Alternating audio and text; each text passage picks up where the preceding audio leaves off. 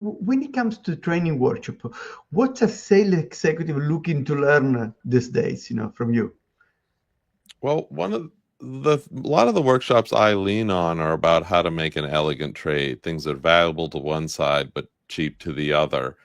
And the the things I teach sales executives, the things that most executives are worried about are two things. First, their salespeople are throwing bad deals over the fence just to hit their numbers. We talk about that a little bit, and adjusting incentives and compensation to help salespeople think long term.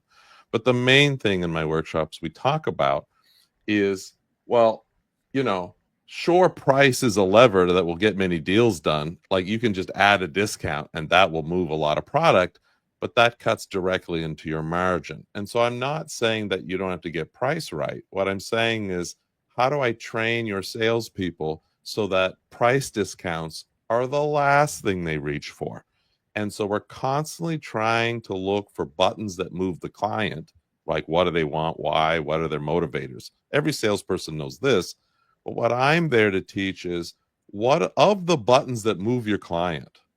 What are the subset of buttons that you are in a good position to press? What I mean is valuable to the client, but relatively cheap or efficient for the organization, especially compared to other competitors. In other words, what value can you provide better than your competition?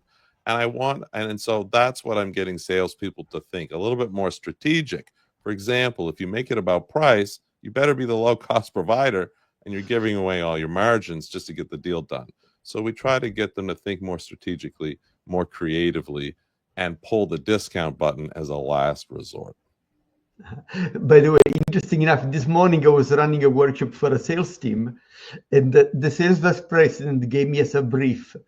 My people, just negotiate price. So, can you please help me, to make them think about, different elements of value that they can use in the negotiation? Because, of course, if we just negotiate on price, then we are in trouble. So Right. it looks that, yeah, we are on the same page on this one.